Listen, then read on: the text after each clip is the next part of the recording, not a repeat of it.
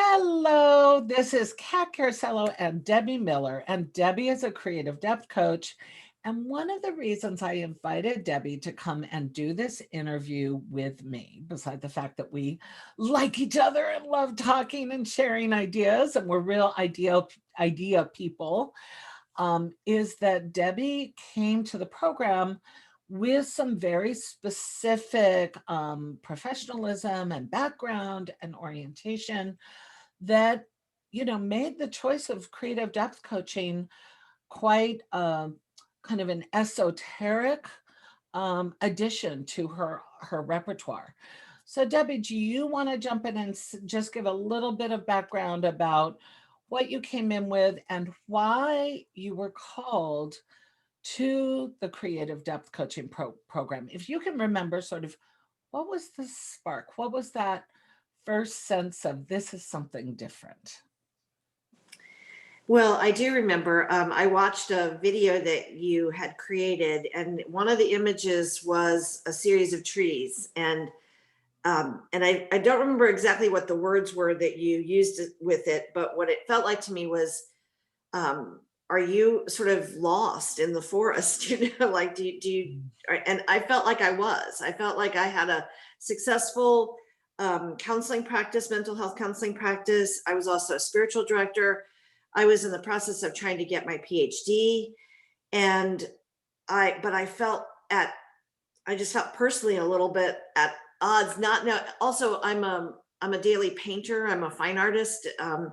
I have done a lot of collage based and expressive artwork with my clients, but I felt like everything was in separate buckets, and I felt like they were all these trees in the forest, but I hadn't found a way to integrate them all into my life well.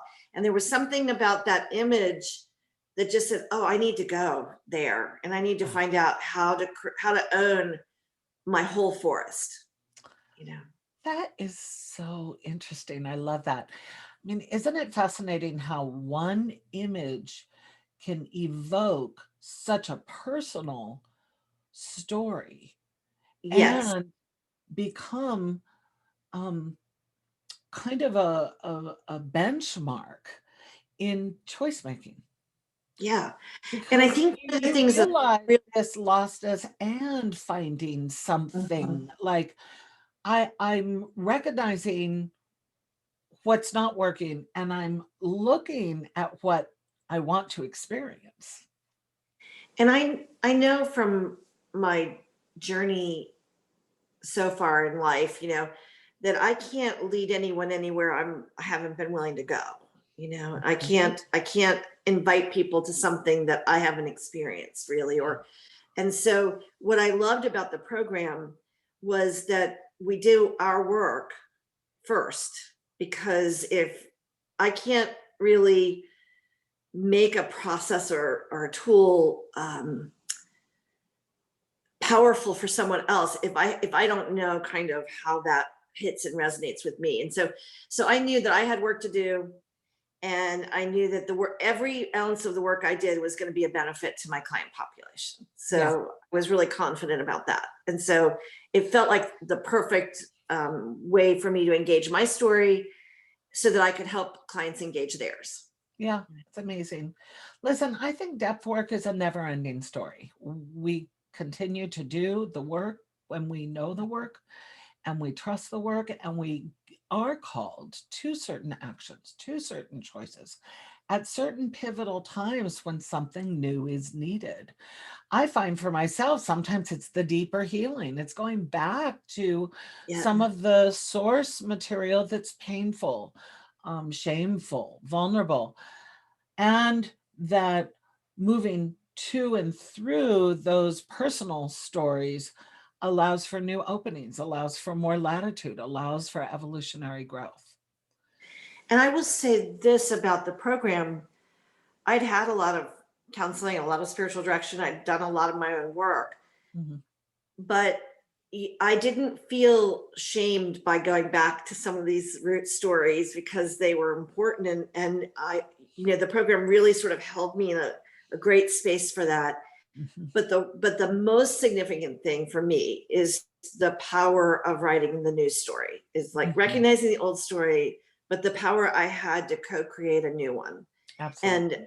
I think that that was really missing somehow in my work. Like I could get people to the point of owning their stories, but because I hadn't written my own news story yet, I kind of couldn't get them past. So it, I mean, yeah, somewhat, but like there was a fullness that happened for Yeah. me after Well, we did you're the program. speaking to this range of experience, depth work encompassing shadow work and visioning, that Yes. both ends of the spectrum are as important, and that everything in between the range of, on one Mhm. hand, there's that story that trips us up, that pulls us back, that is a source of pain and maybe somewhat of a lifelong journey to work Mhm. through. And so we can foster and start to develop that visioning muscle, that Yes. ability to not only vision, to understand the potency and possibilities, but to manifest. And Yes. restoring a story is something that I talk about in the program, right? Mhm. Absolutely. So, restorative healing is the source of that restoring a story. Well, you can't restore a story if you don't know the original truth. And Exactly. so I love that art making and imagery and symbology bring us to our stories. It's not Yeah. our heads, and it's not what we think it's going to be. Could you speak to that? How we think, oh, I know what it is, and then all of a sudden the art happens and something else rises up. Oh, yeah, absolutely. That happened so many times for me when I thought for sure I knew what a particular um, myth or story that we were working with in the content in the program. I would say, oh, I know it's going to come up when I do this because Yeah, this, and then all of a sudden I was like, oh no, oh my goodness, something completely different. And the thing, some of the paths that I got drawn into were just it like almost infinitely fascinating to me because I just had never seen it through that lens before. yeah, And then it retroactively sort of, told the story, like looking back, oh my goodness, look at this and this and this and this and this. yeah, There was just so much synchronicity, and mhm, that was so powerful for me. yeah, And it's been powerful for me to help my clients engage that too, because you can tell sometimes they think this is going to be trite, but it's when they actually get in and let the image do the work, they're blown away. yeah, So that's been really fun. And I yeah, think that one of the things that's also true is the program invited me to come into it through the art, which I really needed because I can get all up in my head a lot. But mhm, there was also a lot of great content that satisfied my intellectual curiosity yeah, and satisfied that headiness of me. So I felt like sometimes I came in through the reading, this, the core wasn't required concepts. reading, but the Yeah, alternate reading we could do. Sometimes I came in through that and then discovered the art. And sometimes I came in through the art and then ultimately discovered the things in yeah, the reading, but they just companion so well together for me and yeah, encouraged me to stretch in both directions. yeah.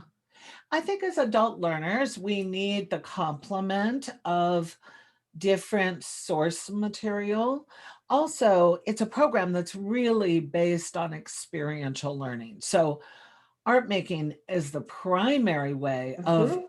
knowing, of experiencing, accessing, and starting to recognize how something sort of, operating within the body, within the mind, within the spirit, within the soul.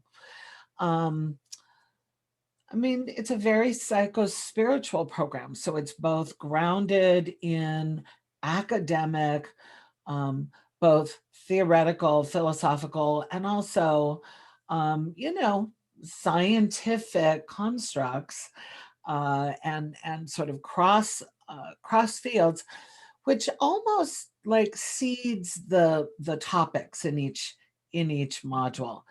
I always talk about every module being like a buffet. You choose a little bit of here and there, and it's going to be quite unique to each person. Did you find that invitation of not being a perfectionist, not overworking it, but trusting yourself to be useful and helpful? And was that one of your stories, to work really hard and do it really well and eat it all? It's like, Oh, yeah. Well, you that's where I come from, over intellectualizing everything, wanting it all. But was it helpful for that to be actually part of the program, for us to talk about that a lot? It absolutely was. And Yeah. I'm an overachiever, be a good girl, get an A Yeah. plus, get an A and do extra credit, like that. Yeah. And I get it. so I initially started off with, I'm going to respond to every person's post, and I'm going to have a meaningful kind of, sensitive comment for everybody, because, that's the way I would like to be received. And, all this stuff. I'm going to do every assignment. And finally, you were kind enough to at least I finally heard what you had been saying all along, is let this be what you need. Get out of this what you need it to be. And so I started really looking at each unit and module as, what is the thing that I have the most resonance with here? Where am I lighting up? Love it. Where am I feeling a major resistance? And that feels like a different kind of invitation that I need to engage, Yeah.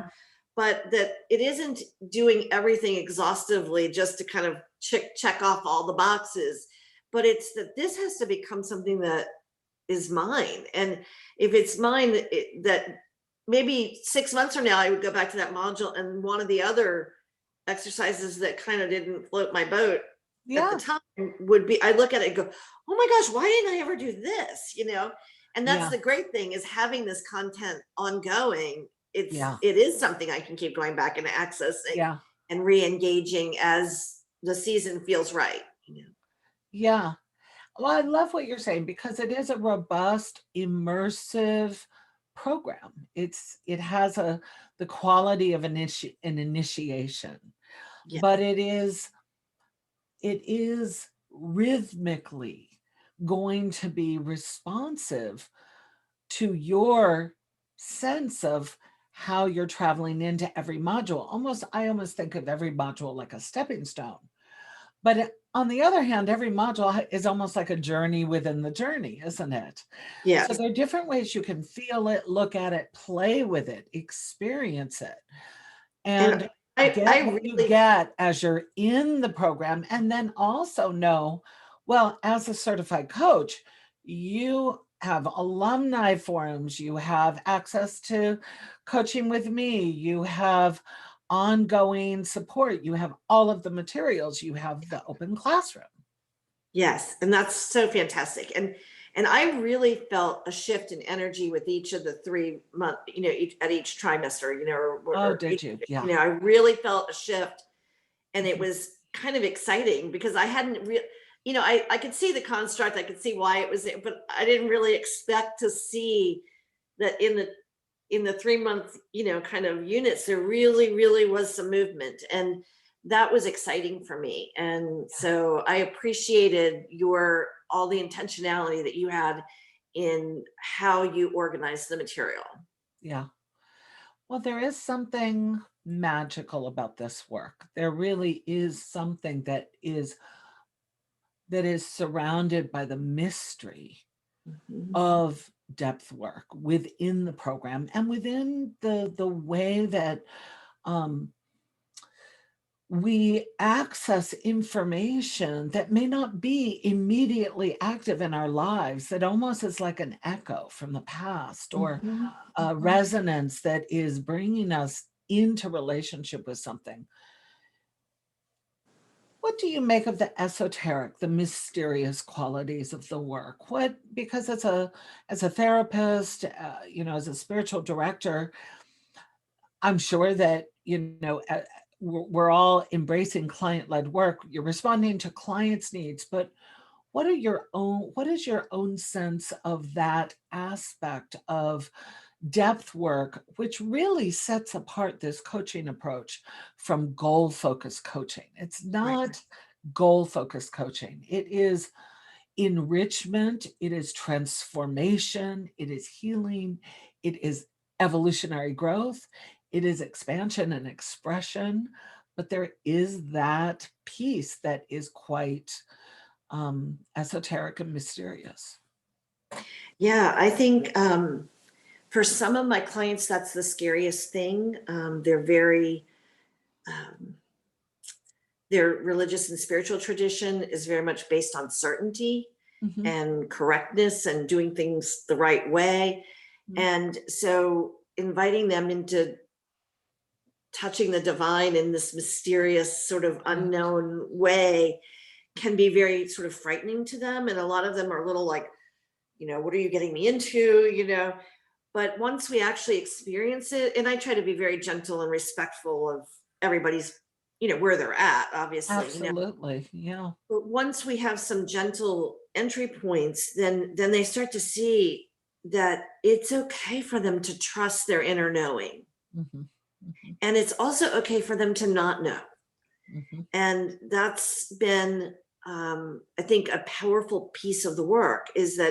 that it's building um, a sense of just trust of their own hearts, Yeah. and I think for so many people that's been shattered in various reasons, and so if I can trust myself to see and know, if I can just trust this creative process and that something is going to come out of it of goodness, Mhm.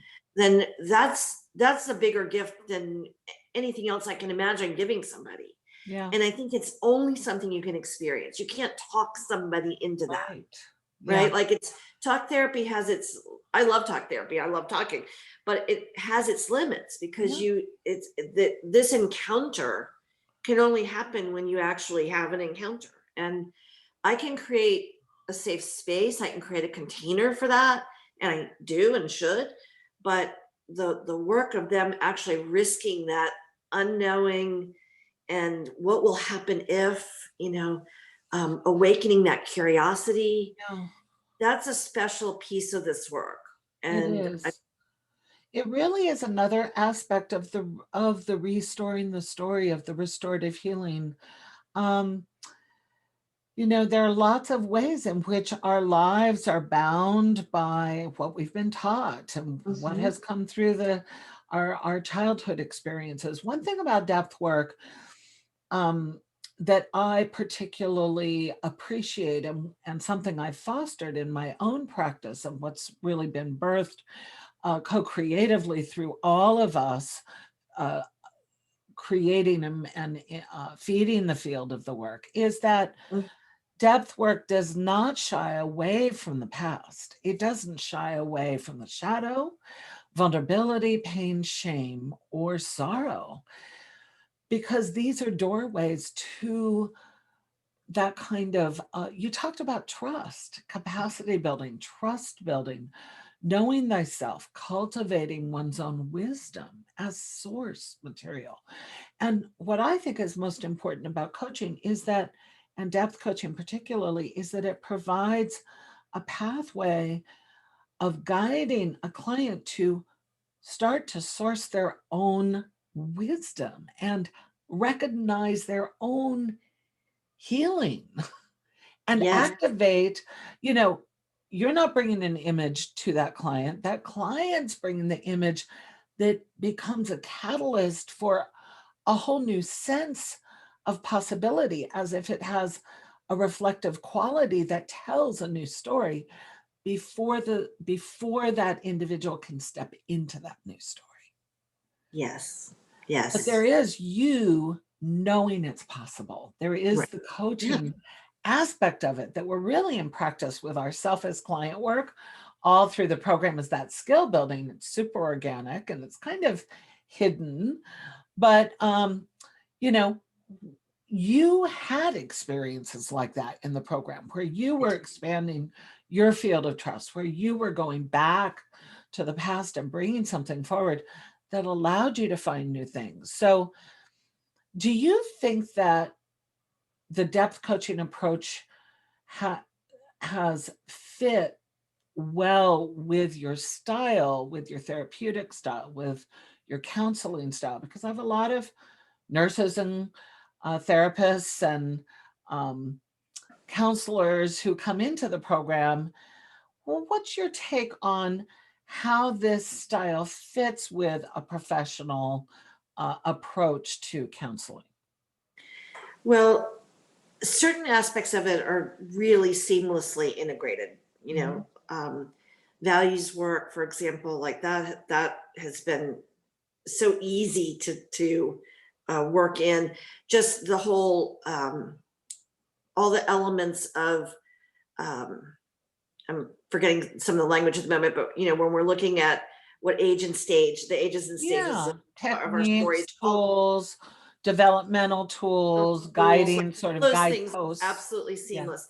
It did take a little bit of preparation for me to have to make it easier to integrate the yeah, the creative. art, the creative Yeah, piece in the sessions. And it's a little bit harder now because we're not meeting face to face. We're only yeah, meeting distance. So what I have done is I put together a packet of materials, a bunch of magazine images that I've gathered just randomly. I'll pull up a section together, yeah. some You'll send out cards, a kit to your send clients. a kit to Yeah, my that's what clients, I have them recommend. pay for that, and that's what I'm sending it out to them. Yeah. And then they can work on, and then they can continue to collect their own images, but just some of them didn't get any kind, or they only got one kind of magazine, and it wasn't really. They're Well, getting that's Newsweek, true and it's that not. yeah, there's an aspect of it where you want to actually offer some provisioning of supplies and materials. But it's interesting because I'm sure that you experience this too, that some clients aren't as creative as others, and you're Yeah. using more of a metaphoric Yeah. approach.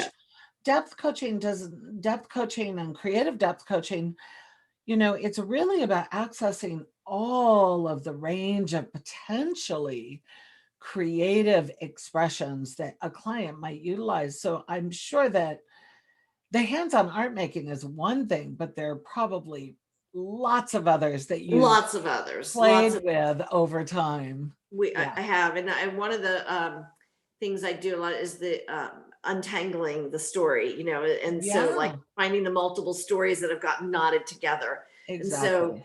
Yeah.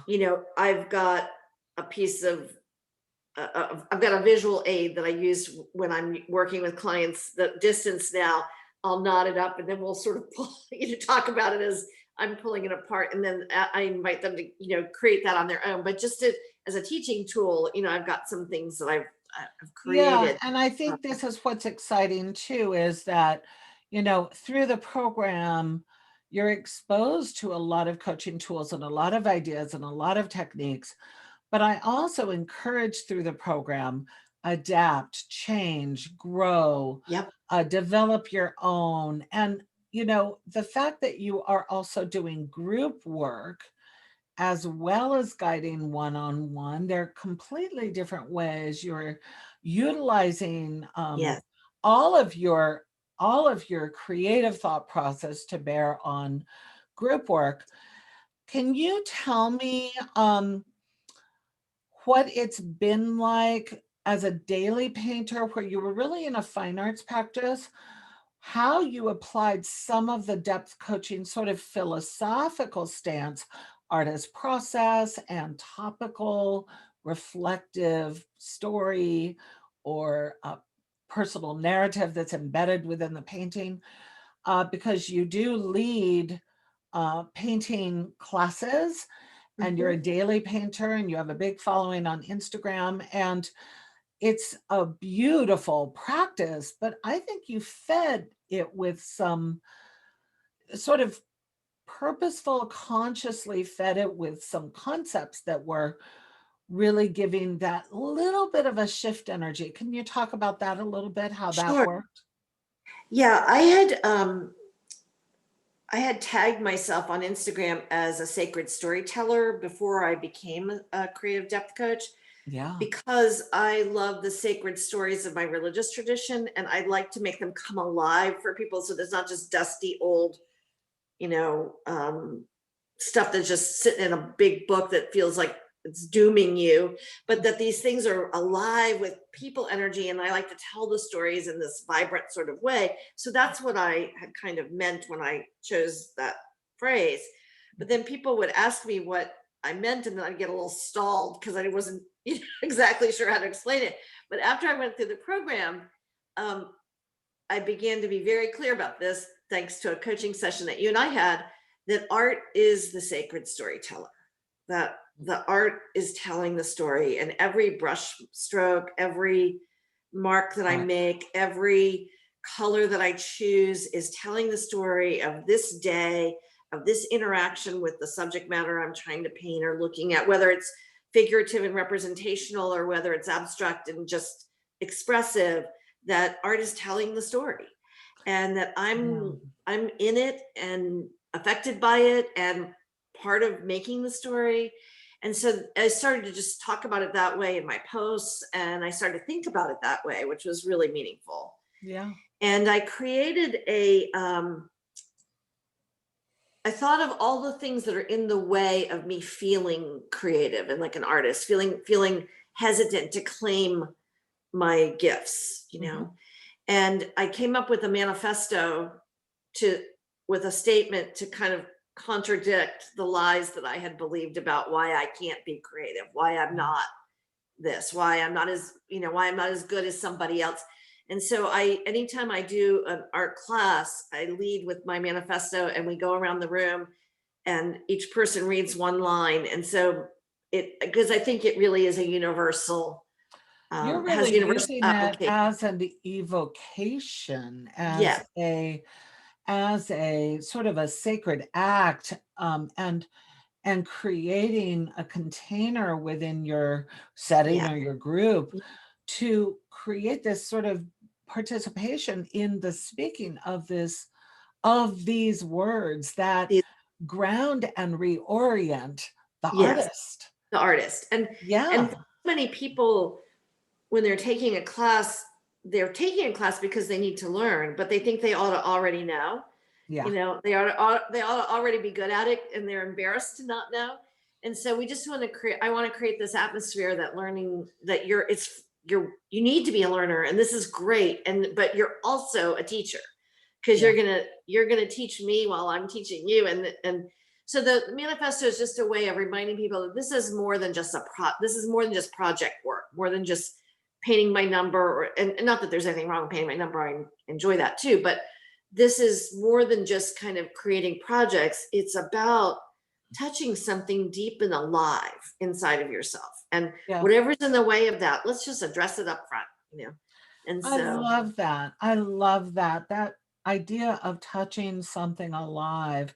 I also get the sense that there's both the external source and then the internal source. And in creative depth work, we work a lot with the internal source, in but we're also working with external circumstances, external Mhm. triggers, external situations. Um, so I can see how too there has been space for you to maybe grow some of that recognition of the self as being part of the process rather than the painting just being separate from the Yes, self. And I yes. think that creates this really, we're talking about creating ripples of consciousness, aren't Mhm. we? Yes, Yeah, yes, it's beautiful. yes. And one of the things that after I did the program that became more a part of my daily painting practice is that I typically paint a still life. So I'm working with flowers or a cup or a vase or something. But before I ever pick up the paintbrush or the charcoal or anything, I look at what I'm going to paint and I ask it how it wants me to reveal it Hmm. today. So I'm engaging, the inner work of the object as well as The my spirit of the the spirit object, of the the energy of the flower, the flowers. color. Yeah. Yeah, I think that's it's definitely drawing on the esoteric and the mystery, isn't it? Exactly. That's what I'm In just a saying. It's like very I just consider it distinctive way. this conversation. And so in some ways there's like a coaching process going on where it's coaching me Yeah. about how to create it, and I'm communicating back. And it's not unlike what it's like working with clients sometimes, it's this collaborative process of Yeah. helping them find how they want to be revealed, you know? Yeah. Yeah, absolutely. Oh my gosh, what a rich conversation. I want to ask you one more thing.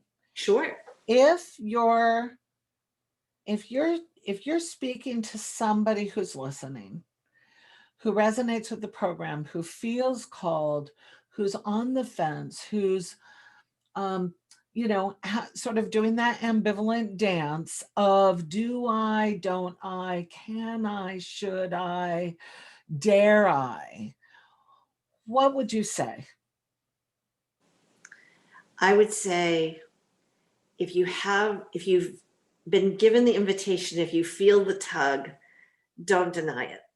Give that gift to yourself, because I'm I am really literally changed in such profound ways from the work that I did in the class, and from the wisdom that you had when we were having our individual coaching sessions. It I'm a totally different woman, and this is after 60 years of living and many, many, many years of therapy and lots of work and reading and study and certifications. And I mean, I'm a lifelong student, Yeah. but this was more than just education. This was transformation. And it Yeah. I don't regret one moment that I spent, or $1 that I spent. I It was worth everything, because it changed me, and it's helping me to believe, um, in how I can help to change others too, and help them change, embrace change. Yeah. And I Beautiful. it's too long to go into all the ways that I was changed, but I'm just saying it was big. Yeah. So, I love that sense of change. And I think, many of us really, really do deeply believe in transformation. So if that change, if that call to action around experiencing genuine change, genuine transformation is a call, Debbie had something to say about it. It's great. Thank you so much for connecting and playing. I wish we could go on forever. It's really fun. I know, it's really fun. We'll talk soon. Thank All you. right, thank